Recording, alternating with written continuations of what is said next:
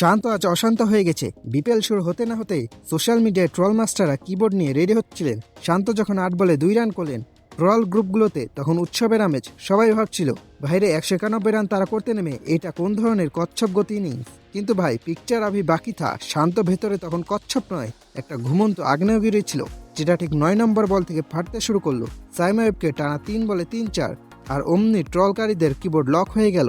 8 বলে 2 থেকে 36 বলে 50, মানে মাঝের 28 বলে করেছেন 48 রান। তখন মনে হচ্ছিল শান্ত ফর্মে ফিরছেন, কিন্তু আসল সিনেমা তো এরপর। 50 করার পর শান্ত যেন ভাবলেন অনেকক্ষণ তো টেস্ট আর ওয়ানডে মোড দেখলাম, এবার একটু ভিডিও গেম খেলি। 50 থেকে সেঞ্চুরিতে যেতে শান্ত সময় নিলেন মাত্র 22 বল। ইয়েস, আপনারা ঠিকই শুনছেন, মাত্র 22 বল। যেখানে আমরা 1 কাপ চা খেতে 20 মিনিট লাগাই, সেখানে শান্ত 22 বলে আস্তে একটা সেঞ্চুরি পূর্ণ করলেন। মোহাম্মদ আমির থেকে শুরু করে মেহেদি মিরাজ, কেউই বাদ যায়নি শান্তর ব্যাটের শাসন থেকে। খালেদ আহমেদকে যেভাবে মাঠের বাইরে পাঠাচ্ছিলেন, মনে হচ্ছিল শান্ত আজ নেট প্র্যাকটিস করতে নেমেছেন। আমরা প্রায় বলি ব্যাট দিয়ে জবাব দিয়েছেন, কিন্তু শান্ত আজ যা করলেন সেটা জবাব না, সেটা রীতিমতো লিগ্যাল নোটিশ।